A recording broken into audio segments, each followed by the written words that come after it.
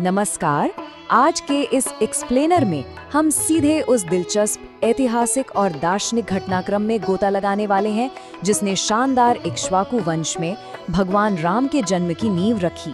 ये कहानी महज राजा दशरथ की एक गहरी चिंता से शुरू होती है, लेकिन देखते देखते संपूर्ण ब्रह्मांडीय व्यवस्था को बदल कर रख देती है। चलिए इसे समझते हैं। तो आज हम इस पूरी घटना को कुछ अहम कड़ियों में डिकोड करेंगे। तो चलिए इस अद्भुत गणित को डिकोड करते हैं। एक बहुत ही दिलचस्प सवाल से शुरुआत करते हैं। जरा सोचिए, आतंक मचाने वाले इतने शक्तिशाली रावण का अंत एक साधारण मनुष्य के हाथों ही क्यों लिखा था? इस गहरे रहस्य को समझने के लिए हमें थोड़ा पीछे जाकर ब्रह्मांड के उस असंतुलन को देखना होगा जिसने सचमुच तीनों लोकों के अस्तित्व को ही खतरे में डाल दिया था। वाल्मीकि रामायण हमें बताती है कि रावण ने पूरे 10,000 सालों तक घोर तपस्या की थी। मतलब उसने अपने ही मस्तक काटकर ब्रह्मा जी को आहुति में चढ़ा दिए थे, और इसके बदले उसे क्या मिला? एक ऐसा वरदान जिससे वो देवताओं, दानवों, गंधर्वों, मतलब लगभग हर अलौकिक शक्ति के सामने अजय हो गया। लेकिन यहीं पर एक बहुत बड़ा कैच था, और वो कैच था उसका अपना अहंकार। रावण की सबसे बड़ी भूल कह लीजिए इसे। अहंकार में वो इतना अंधा हो चुका था कि उसने साधारण इंसानों को बिल्कुल ही तुच्छ समझ लिया। उसने ब्रह्मा जी से मनुष्यों के खिलाफ कोई सुरक्षा मांगी ही नहीं। उसे लगा, अरे एक मामूली इंसान मेरा क्या ही बिगाड़ लेगा। और सच कहे तो बस यही उसकी सबसे बड़ी कमजोरी साबित हुई। अब जब स्वर्ग में देवताओं ने रावण की इस भारी भूल को नोटिस किया तो वे सीधे भगवान विष्णु की शरण में दौड़े। उन्होंने पुकार लगाई कि श्री हरि रावण के इसी ब्लाइंड स्पॉट का फायदा उठाएं। और देवताओं की इसी पुकार को सुनकर भगवान विष्णु ने पूरे ब्रह्मांड का संतुलन वापस लाने के लिए एक मानव रूप में अवतार लेने का फैसला किया। और ये कोई साधारण फैसला नहीं था। भगवान विष्णु ने एक दिव्य प्रतिज्ञा ली कि वे अपने अंश को 4 मानव रूपों में विभाजित करेंगे और धरती पर पूरे 11,000 सालों तक शासन करेंगे। शुरुआत करते हैं हमारी पहली कड़ी से। जरा देखते हैं कि सूर्यवंशी राजाओं का वो दबदबा और उनकी सत्ता असल में कितनी विशाल थी। अब इस वंशावली पर अगर हम गौर करें तो वैवस्वत मनु, जिन्होंने मानव सभ्यता बसाई, वहां से लेकर इक्ष्वाकु और फिर राजा रघु, जिनके प्रताप के कारण ही इस वंश का नाम रघुकुल पड़ा। और फिर आते हैं हमारे महाराज दशरथ। मतलब ये कोई साधारण राजवंश नहीं था, बल्कि एक एकदम अटूट और अजेय कुल था। और वाल्मीकि रामायण के इस अंश से ये बात बिल्कुल साफ हो जाती है। महाराज दशरथ के राज में अयोध्या सच में एक स्वर्ण युग जी रही थी, एकदम सुरक्षित, बेहिसाब धन दौलत और आध्यात्मिक रूप से अपने चरम पर। सब कुछ बिल्कुल परफेक्ट था। लेकिन क्या सच में सब कुछ परफेक्ट था? इस शानदार आवरण के ठीक नीचे एक बहुत ही गहरा संकट पल रहा था। यहाँ जो कंट्रास्ट है वो बहुत हैरान करने वाला है। एक तरफ 60,000 सालों का वो अजय और सफल शासन, और दूसरी तरफ राजा दशरथ की सबसे बड़ी और गहरी चिंता। 3 मुख्य रानियां होने के बावजूद राजपाट को आगे बढ़ाने के लिए कोई उत्तराधिकारी नहीं था। ये सिर्फ सिंहासन खाली रहने का डर नहीं था, बल्कि पितृ ऋण ना चुका पाने की वजह से एक बहुत बड़ा धार्मिक और आध्यात्मिक संकट भी था। और बिना बेटे की इसी पीड़ा के तार असल में महाराज दशरथ के अतीत में हुई एक बहुत बड़ी अनजानी भूल से जुड़े हुए थे। मेरा मतलब है, सोचिए, क्या कोई बेहद भयानक शाप असल में भेष बदलकर आया हुआ कोई वरदान हो सकता है?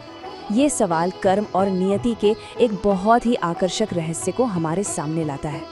हम सब ने श्रवण कुमार की कहानी सुनी है ना? जवानी के दिनों में शिकार के दौरान महाराज दशरथ के एक शब्दभेदी बाण ने अनजाने में श्रवण कुमार की जान ले ली थी। तब उस असहाय युवक के अंधे और बूढ़े माता पिता ने तड़पते हुए दशरथ को ये विनाशकारी शाप दिया था कि पुत्र शोक में ही तुम्हारी मृत्यु होगी। लेकिन जरा रुकिए और इस शाप के लूप होल को देखिए। यहीं पर सबसे बड़ा ट्विस्ट है। राजा दशरथ को पुत्र के वियोग में मरना है, राइट? तो इसका सीधा सा मतलब ये है कि ब्रह्मांडीय नियमों के हिसाब से ये गारंटी हो गई कि उन्हें पहले एक पुत्र तो मिलेगा ही। बिना बेटे के गम में भला कोई कैसे मर सकता है? तो जो शाप उनके लिए एक सजा था, वही एक पक्की गारंटी बन गया। अब इस आध्यात्मिक उलझन से बाहर निकलने और कोई ठोस रास्ता निकालने के लिए परेशान राजा दशरथ पहुंचे अपने कुलगुरु के पास। राजा की इस गहरी चिंता को दूर करने के लिए महर्षि वशिष्ठ ने अपनी दिव्य दृष्टि से एक बहुत ही सटीक रणनीति सुझाई। उन्होंने कहा, पुत्रिष्टि यज्ञ। लेकिन पेच ये था कि इसे करने के लिए एक बेहद विशिष्ट योग्यता वाले इंसान की जरूरत थी। अब यहाँ जो बात सबसे ज्यादा हैरान करने वाली है वो है ऋषि ऋष्यशृंग का बैकग्राउंड। बताया जाता है कि उनका जन्म एक हिरनी के गर्भ से हुआ था और इसी वजह से उनके माथे पर एक सींग था। उनका पालन पोषण बिल्कुल एकांत में हुआ, दुनिया की चकाचौंध से बहुत दूर। वो अथर्ववेद और यज्ञ अनुष्ठानों के निर्विवाद मास्टर थे। उनकी आध्यात्मिक ऊर्जा इतनी ज्यादा प्रचंड थी कि जहां कहीं भी सूखा पड़ा हो, उनके सिर्फ कदम रखने भर से वहां मूसलाधार बारिश होने लगती थी, बिल्कुल एक चमत्कार की तरह। तो अब सवाल उठता है कि ये महान ऋषि अयोध्या पहुंचे कैसे? इसका कनेक्शन अंग देश से है। वहां के राजा लोमपाद ने अपने राज्य का भयंकर सूखा खत्म करने के लिए इन्हें बुलवाया था और फिर कृतज्ञता के रूप में अपनी बेटी शांता का विवाह उनसे कर दिया।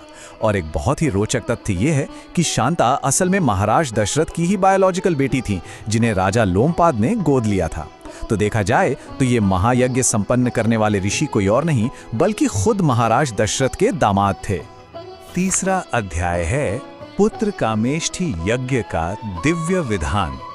अब हमारा ध्यान जाता है सरयू नदी के किनारे मखौड़ा नाम की जगह पर, जहां इस भव्य अनुष्ठान की तैयारियां चल रही थीं।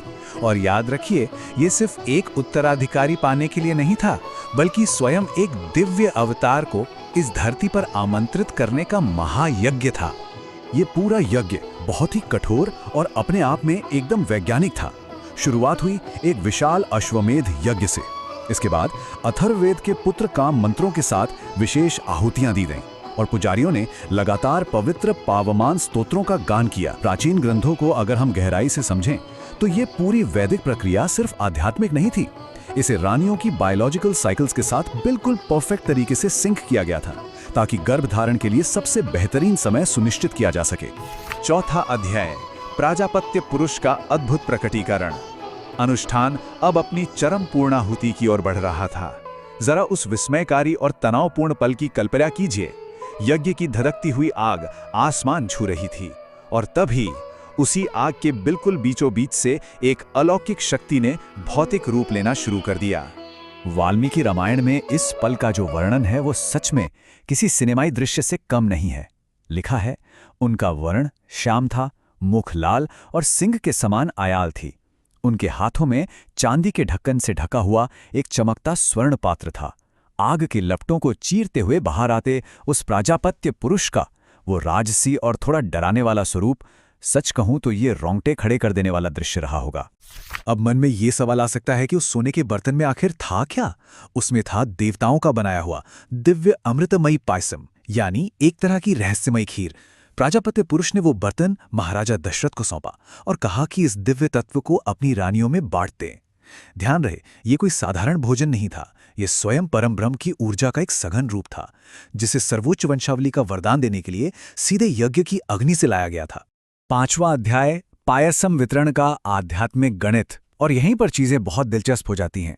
ये सिर्फ एक खीर का बंटवारा नहीं था, ये एक तरह का गणितीय निर्धारण था कि भगवान विष्णु का वो दिव्य तत्व किस अनुपात में विभाजित होगा।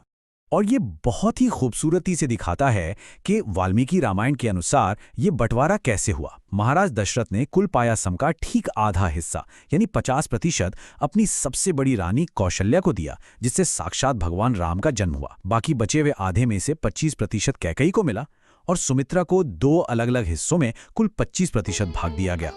अब सुमित्रा को जो ये 2 हिस्से मिले ना, इसके पीछे एक बहुत ही गहरा ब्रह्मांडीय लॉजिक छुपा हुआ है। देखिए, उन्हें एक हिस्सा कौशल्या के अंश के बाद मिला और दूसरा हिस्सा कैकेयी के अंश के बाद। इस डिस्ट्रीब्यूशन ने सीधे तौर पर उनके जुड़वां बच्चों की नियति तय कर दी। कौशल्या वाले अंश से लक्ष्मण जी का जन्म हुआ, जो जिंदगी भर राम जी की परछाई बनकर रहे, और कैकेयी वाले अंश के कारण शत्रुघ्न जी का जन्म हुआ, जो हमेशा भरत जी के अनन्य भक्त बने रहे। बिल्कुल सटीक और अद्भुत। ये देखना बहुत ही दिलचस्प है कि अलग अलग ग्रंथों में ये कथा कैसे विकसित होती है। वाल्मीकि रामायण में ये बंटवारा एक बहुत ही सख्त, राजसी और वैदिक प्रोटोकॉल के तहत होता है, लेकिन वही रामचरितमानस में ये एक बेहद खूबसूरत और इमोशनल कहानी बन जाती है। मानस के अनुसार महाराज दशरथ सिर्फ 2 ही हिस्से करते हैं और फिर कौशल्या और कैकेयी अपनी आपसी एकता और निस्वार्थ प्रेम के कारण खुशी खुशी अपने अपने हिस्सों में से आधा आधा भाग सुमित्रा को दे देती हैं। और इस दिव्य पायसम को ग्रहण करने का अंतिम परिणाम क्या हुआ? पूरा का पूरा ब्रह्मांड जैसे एक नई दिशा में अलाइन हो गया। यज्ञ समाप्त होने के ठीक 12 महीने बाद चैत्र मास की 9वीं को आसमान में एक ऐसा खगोलीय विन्यास बना जो शायद युगों में एकाध बार ही बनता है। एक साथ 5 प्रमुख ग्रह सूर्य, मंगल, शनि, बृहस्पति और शुक्र अपनी अपनी सबसे शक्तिशाली और उच्च स्थिति में आ गए। ये कोई मामूली एस्ट्रोलॉजी नहीं थी, ये इस बात का स्पष्ट संकेत था कि ब्रह्मांड में एक बहुत बड़ा शिफ्ट होने वाला है। और तारों की इसी परफेक्ट सेटिंग के बीच भगवान राम और उनके तीनों भाइयों का जन्म हुआ। उनके जन्म का नक्षत्र और लग्न, जैसे राम जी का पुनर्वसु नक्षत्र और कर्क लग्न, सीधे तौर पर उनके दिव्य स्वरूप और धरती पर उनके उद्देश्य की गवाही दे रहे थे। सूर्यवंश में इन चारों भाइयों का ये प्राकट्य असल में दुनिया से बुराई के अंत की शुरुआत थी। इस पूरी चर्चा के बाद एक बहुत गहरा विचार हमारे सामने आता है। जरा सोचिए, जब अहंकार अपने चरम पर होता है तो क्या नियति स्वयं सबसे साधारण दिखने वाले मानव रूप में ही उत्तर नहीं देती? रावण ने अपनी ताकत के घमंड में जिस साधारण मनुष्य को पूरी तरह इग्नोर कर दिया था, उसी मानव का रूप लेकर सर्वोच्च सत्ता ने उसका अंत तय किया। ब्रह्मांड का सबसे बड़ा न्याय शायद जन्म और नियति के इसी सौम्य गणित में छिपा था। इस ज्ञानवर्धक सफर में जुड़ने के लिए धन्यवाद। इस पर जरूर विचार कीजिएगा।